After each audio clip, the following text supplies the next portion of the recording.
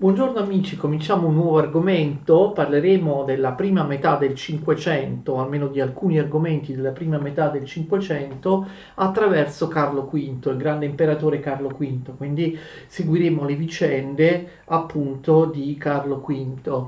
Io ho qui la mia gattona Sofì che purtroppo mi morde e mi azzanna, mi graffia, non vuole aiutarmi neanche in questa video lezione. Io direi di farla andare a dormire. Vedete com'è bella la mia gattona Sofì? Puoi salutare i videoascoltatori, eh?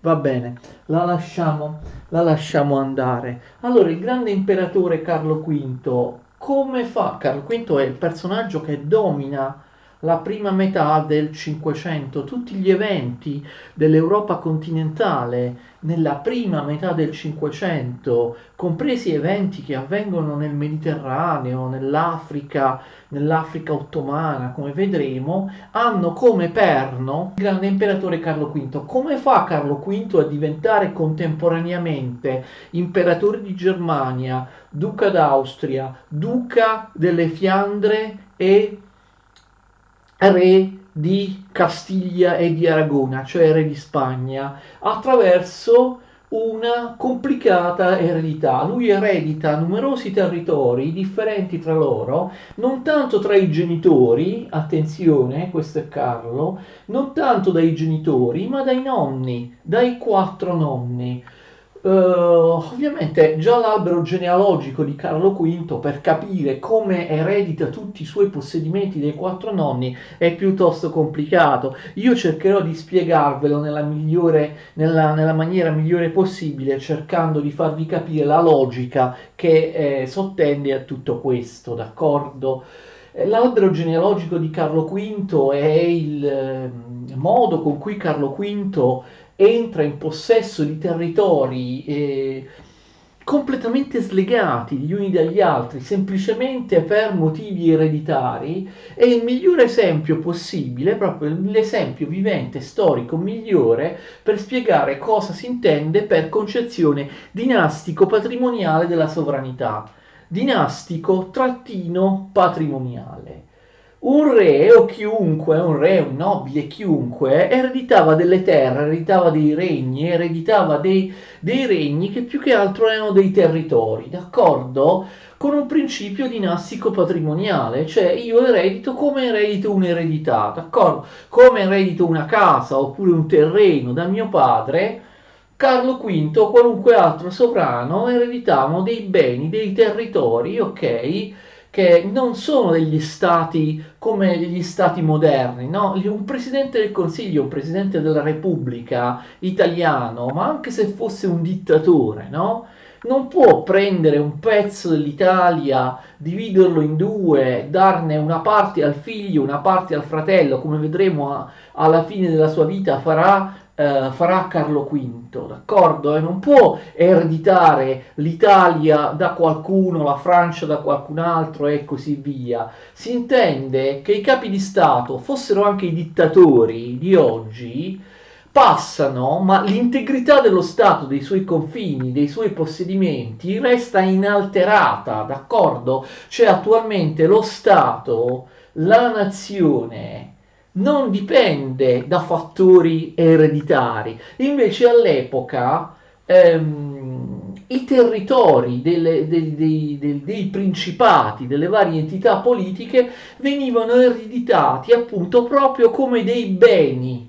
D'accordo? Proprio come oggi si eredita una casa, un terreno, un conto in banca e così via. E quindi Carlo eredita dai quattro nonni territori che non c'entrano nulla gli uni con gli altri. Di questi territori lui può disporre appunto in maniera patrimoniale, cioè questi territori, nonostante vi siano milioni di persone che li abitano, nonostante vi siano delle persone su questi territori, sono proprietà privata del sovrano. Carlo V può farne quello che vuole, può prendere un pezzo di questi territori e scambiarlo in un trattato internazionale con un pezzo di qualche altro territorio con un altro sovrano, d'accordo? Oppure appunto può decidere come farà, appunto vedremo alla fine, delle sue vicende, di dividere tutti i suoi territori in due e di decidere con proprio un testamento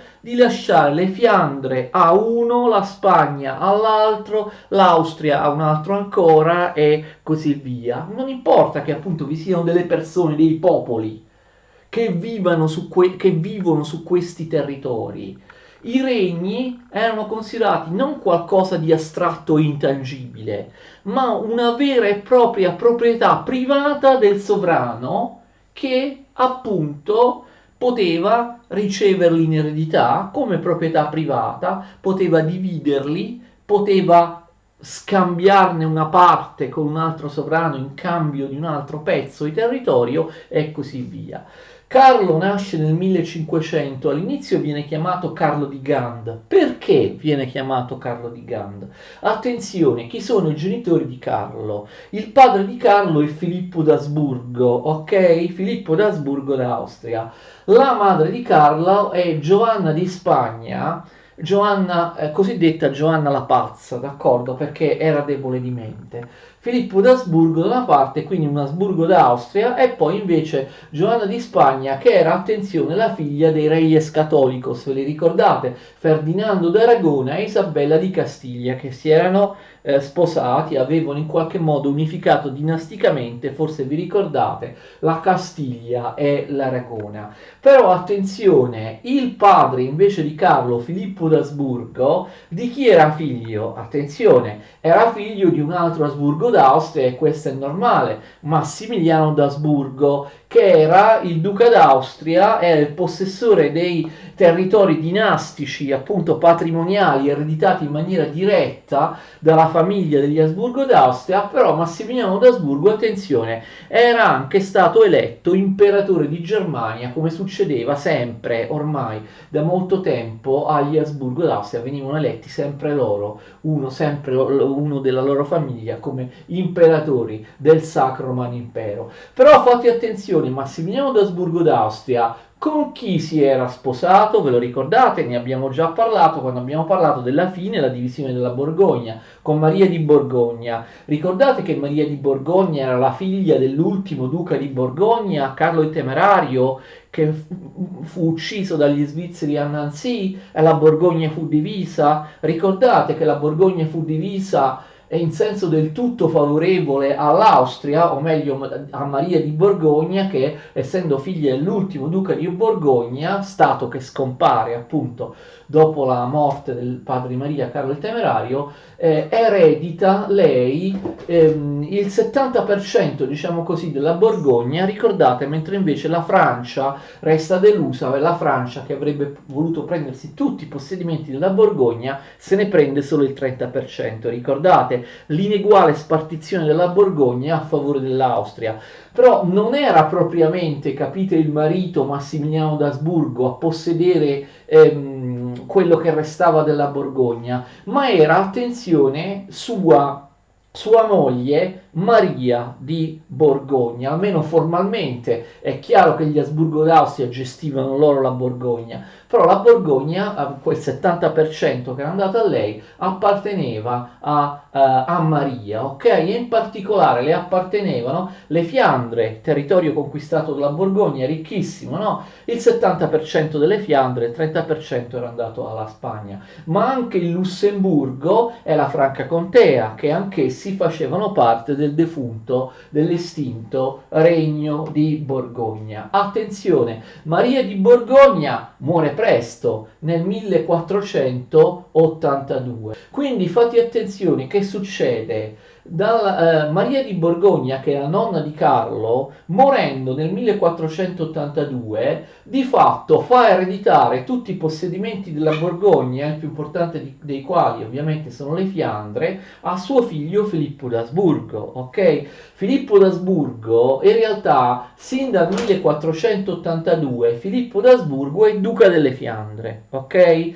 Non è il duca d'Austria l'imperatore di Germania, perché è ancora in vita il padre Massimiliano d'Asburgo, ok? Però Filippo d'Asburgo è il duca delle Fiandre, sua madre è morta molto precocemente. Filippo d'Asburgo, attenzione, essendo il duca delle Fiandre, lui sposa Giovanna la Pazza, ok, spagnola, nasce Carlo di Gand. Essendo il duca delle Fiandre, Filippo d'Asburgo cosa fa? Si trasferisce nel suo ducato, nelle Fiandre. Per questo, capite, suo figlio Carlo nasce a Gand, città delle Fiandre, città dell'attuale Belgio, e nasce, viene educato nelle Fiandre, tant'è vero, attenzione, che Carlo nella sua vita parlerà soltanto due lingue, cioè quelle che si parlano e si parlavano nelle Fiandre, nel Belgio e nell'Olanda di allora, cioè il francese e il fiammingo. Paradossalmente,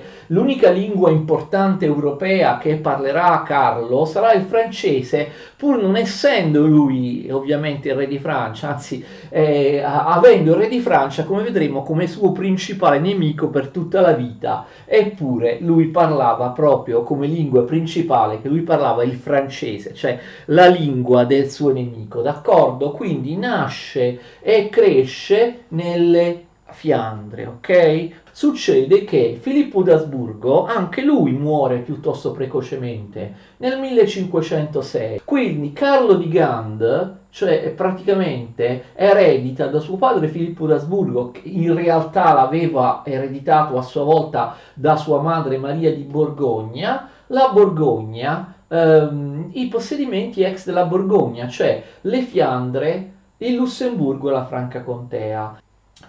A 6 anni Carlo di Gand diventa duca delle Fiandre, è il primo territorio che gli capita, capite, attraverso l'eredità. E quindi lui era nato là dove il padre Filippo si era trasferito, a maggior ragione resta nelle Fiandre perché a soli 6 anni lui diventa il sovrano delle Fiandre. Naturalmente a solo 6 anni c'è una reggenza, provvisoriamente non è lui a regnare ma qualcun altro, i suoi parenti, però comunque lui è il duca delle Fiandre. Ok, questo è il primo territorio che lui ottiene. Ovviamente attraverso, quindi è morto il padre, ok?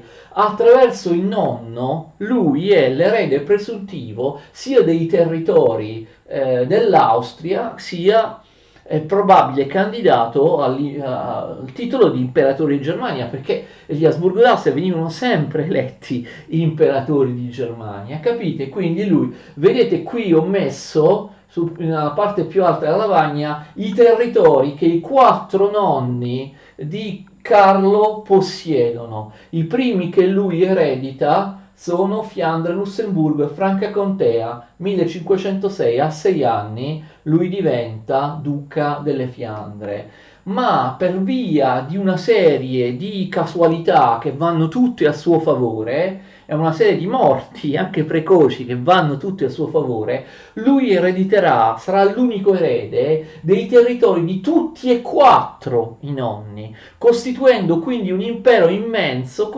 appunto costruito da territori spesso non confinanti tra loro, che non avevano mai avuto una storia comune.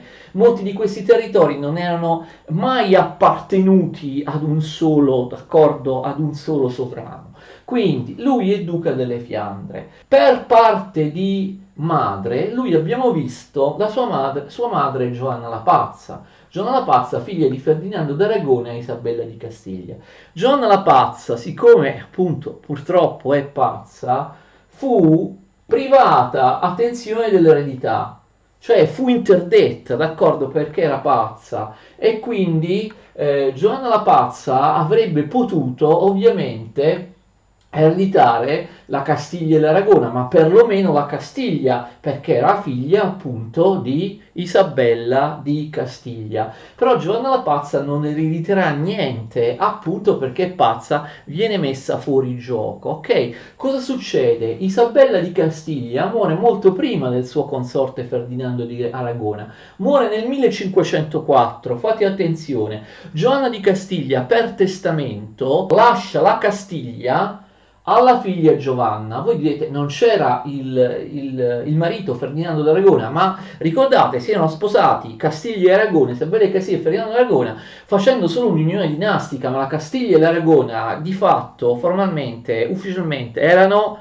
separate, ok? Quindi Ferdinando d'Aragona non può pretendere la Castiglia, ok? I due sposi sono re di due regni diversi. Isabella di Castiglia, morendo, lascia per testamento tutto a Giovanna la Pazza, ok?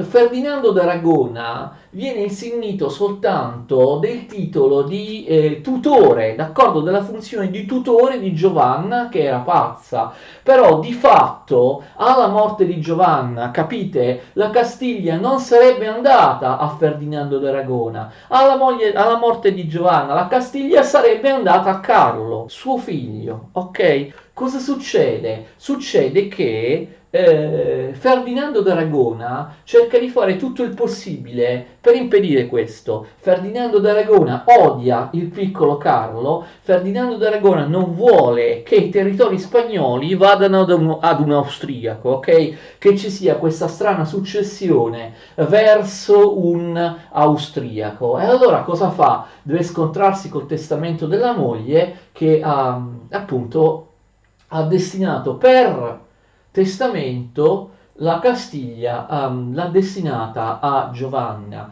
Cosa succede? Si può impedire l'eredità di Giovanna? In teoria si potrebbe impedire perché Isabella e Ferdinando hanno anche un figlio maschio che quindi essendo maschio precede come legittimità di erede la figlia femmina Giovanna. La cosa è controversa perché comunque, ripeto, c'è il testamento. Isabella dice la Castiglia deve andare a Giovanna, non a Giovanni, ok? Però il testamento potrebbe essere impugnato da Ferdinando, ok? Dicendo Giovanni è maschio e quindi deve scalzare dall'eredità Giovanna nonostante il testamento favorevole a Giovanna che mia moglie ha scritto, ok? E allora che cosa succede? Lui spera che appunto Giovanni, fratello di Giovanna, non hanno molta fantasia questi dei francesi, due figli li hanno chiamati, uno Giovanni e l'altro Giovanni. Allora che fa? Attenzione, Ferdinando d'Aragona fa sposare nel 1497 Giovanni di Castiglia, che spera appunto possa sostituire Giovanna la Pazza nell'eredità della Castiglia, fa sposare suo figlio Giovanni di Castiglia con Margherita d'Asburgo, un altro matrimonio Asburgo-Spagna, ok? Giovanni di Castiglia si sposa con Margherita d'Asburgo. Ferdinando spera che suo figlio Giovanni di Castiglia abbia un erede legittimo da contrapporre nell'eredità a Giovanna la Pazza. Ma che cosa succede? Giovanni di Castiglia muore pochi mesi dopo il matrimonio, nel 1497, d'accordo? Margherita d'Asburgo che cosa fa? In realtà dà alla luce un figlio che però un figlio che non sopravviverà e quindi niente, Giovanni di Castiglia muore precocemente, non ha un erede, ok? Non ha un erede.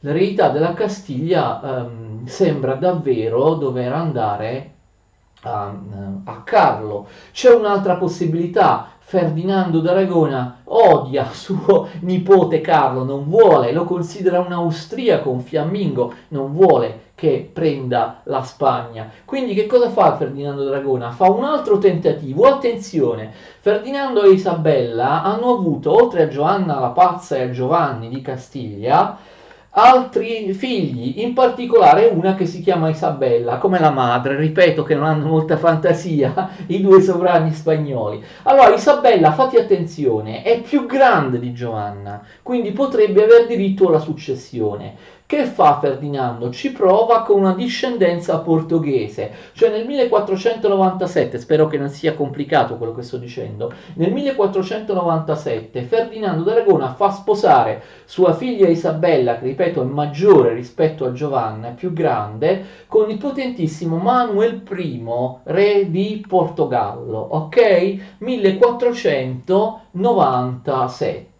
Risultato che Isabella muore di parto e suo figlio sopravvive soltanto 2 anni, poi muore. Quindi, d'accordo, esattamente come Giovanni, anche l'altra sorella di Giovanna la Pazza, Isabella, non ha una discendenza. Ferdinando d'Aragona è così disperato che, pensate, dopo la morte di Isabella, fa sposare allo stesso re del Portogallo, Manuel I, un'altra figlia sua che si chiama Maria. Questa figlia però, attenzione, è minore rispetto a Giovanna la Pazza, quindi comunque non potrebbe contenderle l'eredità della Castiglia. Comunque Manuel I, dopo la morte di Isabella di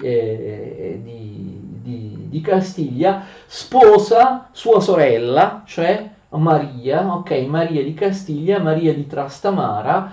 Questa Maria avrà più fortuna, nel senso che darà, pensate, a Manuel I ben 10 figli, d'accordo? Ben 10 figli, tra cui il successivo re di Portogallo Giovanni III. Però nessuno di questi figli riuscirà appunto a ereditare la Castiglia, perché, come ho detto, Maria era più piccola rispetto a Giovanna la Pazza. Quindi niente, sembrerebbe che la Castiglia debba andare a Carlo e non c'è niente da fare. L'unica erede è Giovanna. E per quanto riguarda l'Aragona, ovviamente anche per quanto riguarda l'Aragona, Ferdinando resta privo di eredi, quindi Carlo erediterebbe sia la Castiglia sia l'Aragona. Sapete che fa Ferdinando? Fa un ulteriore disperato tentativo per togliere l'eredità spagnola a Carlo Regan. Si risposa lui dopo la morte di Isabella di Castiglia. Soltanto un anno dopo, nel 1505, Ferdinando d'Aragona si sposa con una principessa francese. Ma anche qui nasce un figlio che morirà prestissimo. Ferdinando d'Aragona, capite, sposando la principessa francese, aveva rotto l'unione dinastica tra Castiglia e Aragona, sperando di avere un figlio suo, d'accordo, un erede. Se lui avesse avuto un erede, ovviamente non la Castiglia, ma perlomeno l'Aragona sarebbe stata sottratta a Carlo, ok? Ma non ha neanche questo erede, d'accordo? Quindi non c'è niente da fare. Lui tenta di tutto per impedire a Carlo di avere tutta l'eredità spagnola. Pensate che cerca di eliminare Giovanna appunto dall'eredità, cerca di amministrare lui la Castiglia al posto di Giovanna, però insomma non può andare contro la legge. Risultato, Ferdinando d'Aragona alla fine muore nel 1516. Tutti i suoi sforzi per privare, capito, Carlo dell'eredità spagnola sono infranti. Nel 1516, quindi, Carlo, che è sempre vissuto nelle Fiandre, parlava fiammingo e francese e non spagnolo, Carlo eredita tutta la Spagna, cioè sia la Castiglia sia l'Aragona, ok? Quindi nel 1506, come abbiamo visto, era diventato duca delle Fiandre. 10 anni dopo, quando lui ha 16 anni, perché è nato proprio nel 1500, attenzione, nel 1516 Carlo diventa anche re di Spagna. Re di Spagna con il numerale primo, Carlo I, re di Spagna nel 1516. Quindi prima ha ereditato le Fiandre attraverso il padre, però in realtà attraverso la nonna Maria di Borgogna. Poi ha ereditato Castiglia e Aragona attraverso Giovanna la Pazza, ma vedete, in realtà attraverso i genitori di Giovanna la Pazza, cioè i suoi due nonni, Isabella di Castiglia e Ferdinando d'Aragona. I territori spagnoli erano notevoli perché non erano soltanto la Spagna. Ricordate che la Castiglia possedeva anche le colonie americane, dove da poco era arrivato Colombo, ok? All'inizio le colonie americane erano ridotte, erano solo le isole delle Antille dove era sbarcato Colombo, ma durante il regno di Carlo, ok, come re di Spagna, ovviamente con la conquista, no, la distruzione degli imperi colombiani, col popolamento spagnolo, dei coloni spagnoli in America, le colonie americane ovviamente della Castiglia divennero tantissime, si ingrandirono enormemente proprio durante la vita e la sovranità spagnola di Carlo. Fate attenzione, l'Aragona, quindi la Castiglia significa anche tutte le colonie della Castiglia in America, ma anche in altri posti, per esempio le Filippine. Ricordate, Magellano era sbarcato nelle Filippine e ne aveva preso possesso in nome della Castiglia. L'Aragona a sua volta non possedeva soltanto l'Aragona, ricordate che possedeva anche il regno di Napoli, il regno di Sicilia e la Sardegna, ok? Quindi Carlo V incamera tutte queste cose, cioè Castiglia e colonie latinoamericane più la Filippina, tutte le colonie mondiali della Castiglia. Aragona significa anche avere possedimenti in Italia, perché l'Aragona possedeva Napoli, la Sicilia e la Sardegna, ok? Quindi lui diventa re di Spagna nel 1516. Attenzione, una prima cosa che fa, visto che ancora siamo in fase di assestamento, Carlo, che ancora non si chiama Quinto, si chiama Carlo I, in quanto re di Spagna il numerale è primo. Carlo ovviamente ha paura di non essere accettato dalla Spagna, lui non parla spagnolo, non era mai stato in Spagna, capite? L'aveva ricevuta per eredità, ma non aveva nessun contatto reale con la Spagna. Quindi una delle prime cose che fa, attenzione, che è importante, dopo essere diventato re di Spagna, in quanto re di Spagna nel 1516 firma il trattato di Noyon con Francesco I. Ricordate che Francesco I, re di Francia, l'anno precedente, nel 1515, aveva conquistato il Ducato di Milano. Carlo V non intende avere problemi in questa fase, ha solo 16 anni, non è stato ancora incoronato re di Spagna, ok? Quindi fa la pace con il re francese Francesco I col trattato di Noyon, accetta che Francesco I abbia conquistato il Ducato di Milano cacciandogli Sforza, quindi diciamo accetta la sovranità del re di Francia Francesco I sul Ducato di Milano. In cambio ovviamente Francesco I accetta la sovranità di Carlo su Napoli e sulla Sicilia, cioè sui possedimenti italiani di Carlo, ok? Allora, il problema, lui è veramente re di Spagna, deve essere incoronato. L'anno successivo all'eredità della Spagna, lui aspetta di essere maggiorenne, ok? Aspetta qualche mese. Nel 1517 lui si reca per la prima volta in vita sua in Spagna. Abbiamo detto, non parlava lo spagnolo, meglio nessuna delle due lingue spagnole, né il castigliano né l'aragonese. Va in Spagna per farsi accettare, per far essere incoronato, lui è re di Spagna, anche se in Spagna appunto non lo conosce nessuno e tutti ricordano che il nonno Ferdinando, d'accordo, ha cercato in tutti i modi di non farlo diventare re di Spagna. Carlo va in Spagna come re di Spagna, nel suo viaggio in Spagna non dà una buona immagine di sé.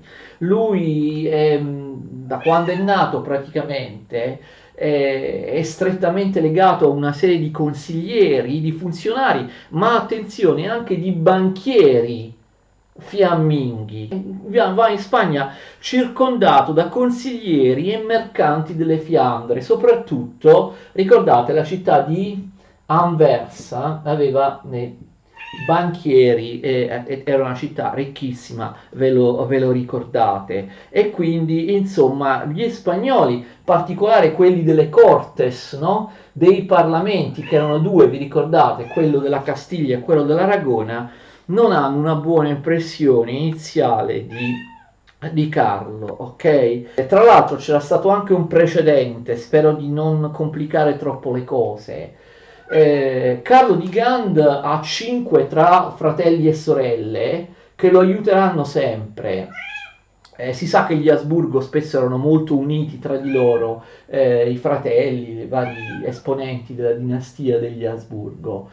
E per esempio ce n'è una che di solito viene dimenticata, che è Maria d'Asburgo, diventa sposa il re d'Ungheria e di Boemia Luigi II Jagellone, una delle sorelle di Carlo, Maria d'Asburgo, dopo la terribile sconfitta di Moach, di cui parleremo dopo, da parte di Luigi II Jagellone, re d'Ungheria e di Boemia, che viene ucciso dagli ottomani nella battaglia di Moach, l'altro fratello, attenzione, di Carlo, Ferdinando, riuscirà ad ereditare la corona sia di Boemia, attenzione, sia di Ungheria, proprio perché quello che era appena morto, il re di Boemia ed Ungheria, Luigi II Jagellone, era il marito di Maria, appunto, che era una sorella di Carlo V, e quindi Maria prima d'Ungheria non tradì Carlo V e il fratello Carlo e il fratello Ferdinando, perché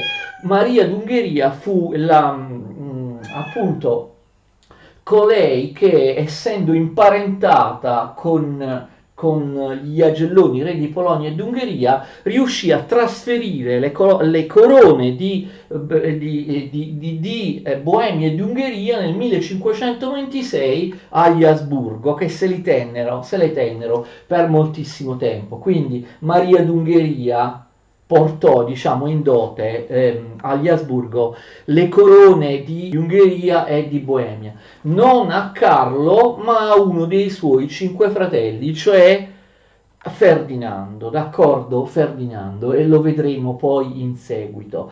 Quello che volevo dire, un'altra cosa, c'era un'altra sorella di Carlo di Gand che fu fatta sposare al re di Danimarca, Cristiano II. Gli spagnoli si resero ben conto di quello che era successo, cioè questa sorella di Carlo, che sposò Cristiano II di Danimarca, fece proprio gli interessi anche economici delle Fiandre e dei banchieri e dei commercianti delle Fiandre, perché successe, ne abbiamo parlato già in altre video lezioni, che vi ricordate che vi ho detto che i commercianti sostenuti dai banchieri delle Fiandre, i commercianti fiamminghi, riescono ad affiancare quelli i cavalieri teutonici, quelli dell'Ansa germanica, no? I commercianti fiamminghi riescono a diventare più potenti dei commercianti tedeschi dell'Ansa nei paesi baltici, quindi inizia il dominio dei commercianti fiamminghi nei paesi baltici. Questo era stato favorito appunto da Carlo II, re di Danimarca, che aveva aperto lo stretto di Sund ai commercianti, d'accordo, ai commercianti fiamminghi. Perché lo aveva fatto? Perché aveva sposato la sorella del duca delle Fiandre, cioè una delle sorelle di Carlo V. Quindi capite, Carlo V aveva dato la discutibile impressione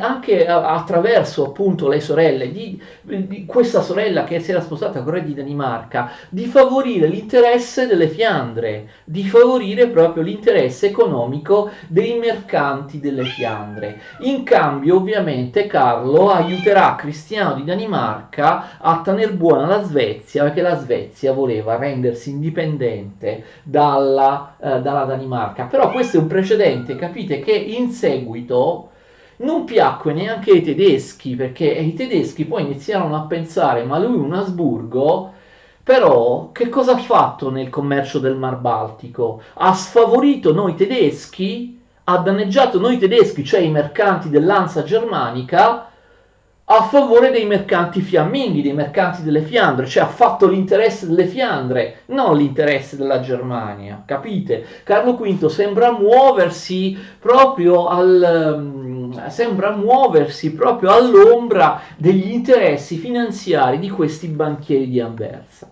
Tuttavia Carlo V riesce, almeno per il momento, attenzione, a farsi accettare come re di Spagna, cercando di tranquillizzare le cortes, i nobili spagnoli. Lui deve ovviamente fare tutta una serie di promesse per essere accettato e incoronato re di Spagna, d'accordo? Per superare la diffidenza degli spagnoli. Promette che le due lingue ufficiali della Spagna resteranno il castigliano e l'aragonese, non saranno introdotte altre lingue ufficiali. promette che le cortes, i parlamenti nobiliari di Castiglia e Aragona continueranno ad avere le loro libertà, i loro diritti, la loro indipendenza, promette, attenzione, che i vescovi spagnoli saranno sempre spagnoli, che non saranno introdotti in Spagna vescovi o funzionari stranieri, ok, e in questo modo lo incoronano re di Spagna. Quindi lui è duca delle Fiandre nel 1506, re di Spagna nel 1516, ok, e Spagna significa anche le colonie americane, il Regno di Napoli, Sicilia e la Sardegna. Allora avete capito, l'ultima cosa che gli resta da ereditare ovviamente sono i possedimenti austriaci, e questo avviene 2 anni dopo la sua incoronazione nel 1517 a re di Spagna, perché come vedete il nonno Massimiliano d'Asburgo, il padre Asburgo era già morto, ok, il nonno Massimiliano d'Asburgo, duca d'Austria, imperatore del Sacro Romano Impero, muore nel 1519, e quindi lui anche qui non dal padre ma dal nonno eredita tutti i possedimenti dinastici della dinastia degli Asburgo, d'accordo? Quindi lui nel 1519 diventa duca d'Austria, ok? Non so se si vede o è troppo in basso nella lavagna. Problema: viene eletto anche imperatore del Sacro Romano Impero, perché Massimiliano d'Asburgo, suo nonno, era anche imperatore del Sacro Romano Impero, quindi si apre la successione imperiale. Di solito viene eletto sempre un Asburgo d'Austria, e invece questa volta, attenzione, Carlo V ha difficoltà a essere eletto. Perché? Perché ovviamente, a differenza dei predecessori, dei suoi antenati, dei suoi predecessori degli Asburgo, gli Asburgo, prima di lui, gli Asburgo avevano soltanto i possedimenti austriaci. Lui invece viene considerato pericoloso perché è troppo potente. Lui, oltre ai possedimenti austriaci, alle Fiandre e soprattutto il Regno di Spagna, cioè sarebbe un imperatore potentissimo, ok? Vi ricordate che i principi tedeschi in realtà volevano un imperatore debole? Di fatto ricordate che il potere dell'imperatore di Germania da 2 secoli era un potere soltanto onorifico sulla carta, e i principi tedeschi facevano quello che volevano, e ora rischiano invece di trovarsi un imperatore come i primi imperatori medievali, no, dell'anno 1000, che riesce davvero a imporre l'assolutismo in Germania. Questo era il programma di Carlo V, che voleva restaurare una forte autorità imperiale che non si vedeva più da almeno 200 anni in Europa, e tutti sapevano che questo era il suo programma. Non solo, Carlo V, come vedremo meglio anche parlando della riforma protestante e della sua opposizione ai protestanti, era un super cattolico, era un campione della Chiesa cattolica, della fazione cattolica contro i protestanti luterani. Siccome molti principi tedeschi erano luterani, ovviamente vedevano con sgomento la possibilità che Carlo V diventasse imperatore di Germania, perché avrebbe potuto sconfiggerli, schiacciarli, per imporre ovviamente la religione cattolica. E molti comunque erano contro di lui perché non volevano che un imperatore di Germania, essendo anche re di Spagna, fosse così potente come Carlo rischiava di essere. E quindi ci sono altri pretendenti alla successione imperiale. Molti principi tedeschi preferiscono Federico il Savio, duca di Sassonia. Federico di Sassonia, gli contrappongono quindi un altro candidato. Attenzione, Federico il Savio, duca di Sassonia, era protestante, era luterano, anzi era colui che proteggeva Martin Lutero, colui che l'aveva nascosto, colui che l'aveva salvato, d'accordo? E quindi si trattava di eleggere proprio un protestante. Ma attenzione, Carlo V, super cattolico, viene tradito a sorpresa anche dal Papa, da quello che avrebbe dovuto essere il principale referente, no? Per lui, per la causa cattolica. Il Papa era Leone X, vi ricordate che era un esponente della famiglia dei Medici. Leone X, Giovanni dei Medici, preferiva come candidato Francesco I, cioè addirittura Francesco I di Francia avanza anche lui la sua candidatura. Come fa Francesco I di Francia a candidarsi come imperatore di Germania del Sacro Romano Impero? Risposta facile, perché possedeva il Ducato di Milano. Il Ducato di Milano era un territorio imperiale. Quindi lui, capite, Francesco I, non come re di Francia, ma come duca di Milano, poteva essere eletto imperatore. Quindi Carlo deve vedersela con due contendenti. Federico il Savio, duca di Sassonia, protestante luterano, e Francesco I, re di Francia. Tuttavia vince lui, ok? Nel 1519 lui ottiene, attenzione, anche il titolo di imperatore del Sacro Romano Impero. Perché i sette, vi ricordate che erano sette, i sette che eleggevano l'imperatore, i sette elettori imperiali vengono, tra virgolette, persuasi da offerte in denaro. C'erano i banchieri fiamminghi, ve lo ricordate? Cioè Carlo V mette insieme un consorzio internazionale di banchieri che corrompe gli elettori imperiali, che offre di più rispetto a quanto possono offrire gli altri, d'accordo? I suoi contendenti. Lui mette insieme i banchieri di Anversa, ma anche i banchieri tedeschi, in particolare i Fugger di Augusta in Germania, ma anche banchieri fiorentini e genovesi, quindi i principali banchieri d'Europa, quelli delle Fiandre, quelli della Germania, quelli dell'Italia, fiorentini e genovesi, insomma, viene eletto imperatore all'unanimità. Pensate che anche i suoi contendenti, appunto, come in particolare, va bene, Francesco I non poteva votare perché era solo duca di Milano, però Federico di Sassonia alla fine ritira la sua candidatura e vota anche lui per Carlo V. Carlo V quindi viene eletto imperatore, non imparò mai il tedesco, ricordate non sapeva il tedesco, con lo spagnolo fece qualche progresso, ma proprio col tedesco non imparò mai, anche se sapeva il fiammingo, che è una lingua simile al tedesco, però non parlò mai proprio il tedesco. E quindi Carlo V, vedete, riceve tutti questi territori, diventa un imperatore ovviamente potentissimo. C'è mai stato un imperatore di Germania così potente? Ma forse quando l'impero non era ancora l'impero di Germania, non lo so, Carlo Magno, non si è mai visto un imperatore di Germania così potente, un imperatore che è contemporaneamente re di Spagna, oltre a tutti gli altri, abbiamo visto principati e titoli che ha. E quindi abbiamo visto una serie notevolissima di coincidenze fanno sì che lui sia l'erede unico di tutti e quattro i nonni di tutta una serie di famiglie, di dinastie reali, e eredita tutto, d'accordo? Ci sono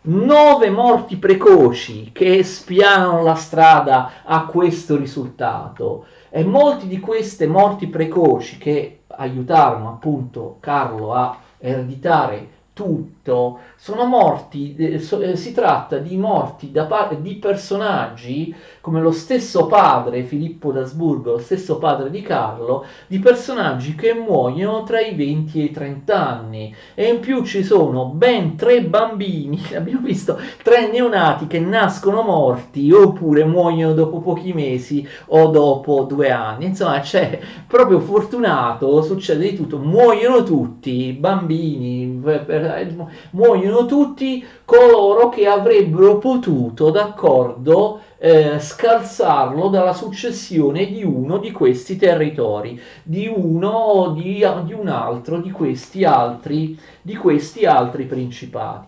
Come imperatore di Germania lui prende il nome di Carlo V e sarà sempre ricordato nella storia come Carlo V. Vi ricordo che come re di Spagna lui è Carlo I, però l'impero ovviamente era il titolo massimo, superava i regni, e quindi lo chiamiamo ancora Carlo V, imperatore di Germania. Tutto a posto? Non proprio, perché immediatamente dopo l'elezione, attenzione, all'imperatore, le città spagnole si rivoltano. Abbiamo visto che già avevano diffidenza prima, però l'avevano nominato re di Spagna, adesso è diventato imperatore di Germania Gli spagnoli non lo vogliono, cioè le città spagnole si rivoltano e questa rivolta viene domata a fatica. Si rivoltano le città spagnole nel 1519, pensate, le ultime vengono sedate, vengono schiacciate solo nel 1522.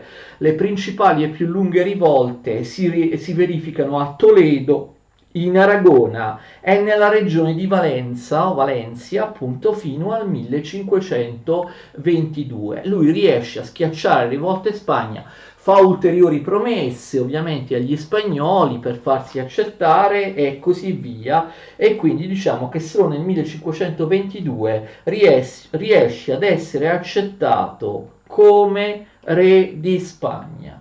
Nel frattempo, proprio l'anno prima, nel 1521, è già scoppiata la prima guerra tra Carlo e Francesco I, re di Francia, che vedremo nella prossima lezione. Ci saranno non so quante guerre, 5, tra Carlo V e il suo acerrimo nemico Francesco I, re di Francia.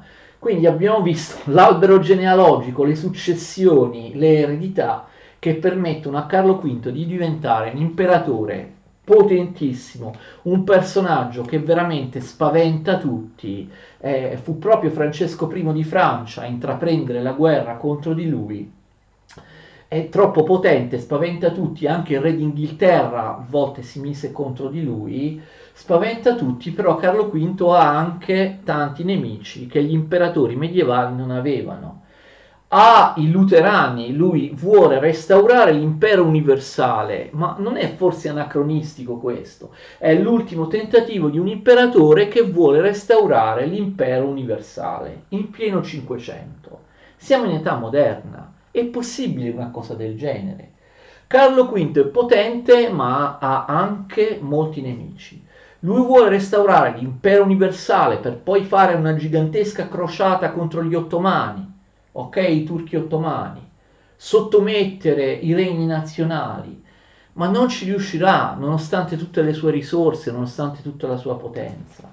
Molti storici hanno detto che Carlo V è l'ultimo imperatore medievale e il primo imperatore moderno. L'ultimo imperatore medievale soprattutto come psicologia, come mentalità. Lui credeva davvero nella fede, nella crociata, ma anche nell'onore militare, nei giuramenti, nella parola data, d'accordo? Era davvero un sincero esponente di quella mentalità aristocratica cattolica tipica del Medioevo, ma ormai stavano venendo fuori sovrani più spregiudicati che non avevano più questa mentalità medievale, che praticavano una guerra senza onore, che come vedremo nel caso di Francesco I rilasciano giuramenti a Carlo V, poi li infrangono senza problemi, o si alleano con i musulmani, con gli ottomani. Francesco I, re di Francia, si alleerà con gli ottomani, cosa che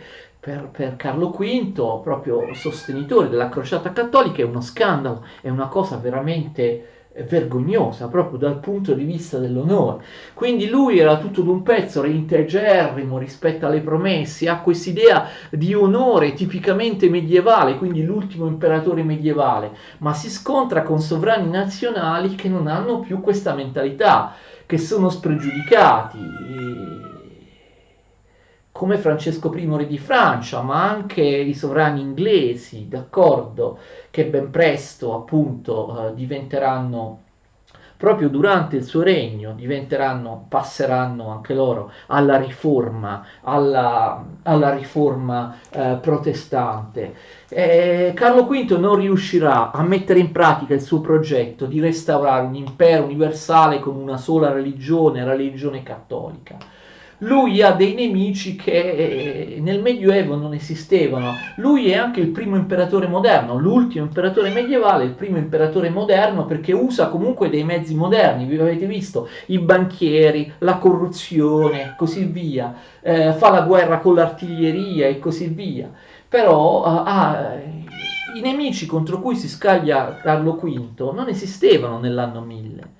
Mica vi erano i musulmani ottomani in Europa che hanno conquistato i Balcani nell'anno 1000.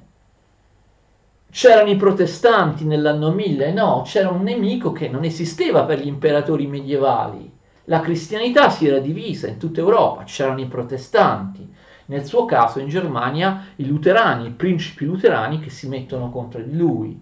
D'accordo? Quindi, e gli stati nazionali forti, come quello soprattutto della Francia, cioè capite, nemici, gli stati nazionali moderni, l'impero ottomano in Europa, fortissimo, musulmano, oppure i protestanti, tutte cose che ovviamente non esistevano nel Medioevo e che renderanno impossibile a Carlo V portare avanti il suo disegno. Sofì, per favore, vieni qua, non andare di fronte al computer. Questi, attenzione, nemici di Carlo V poi a un certo punto si salderanno tra di loro, cioè si alleeranno tra di loro e Carlo V capirà che non potrà portare, la sua idea è utopistica, non potrà mai realizzarla.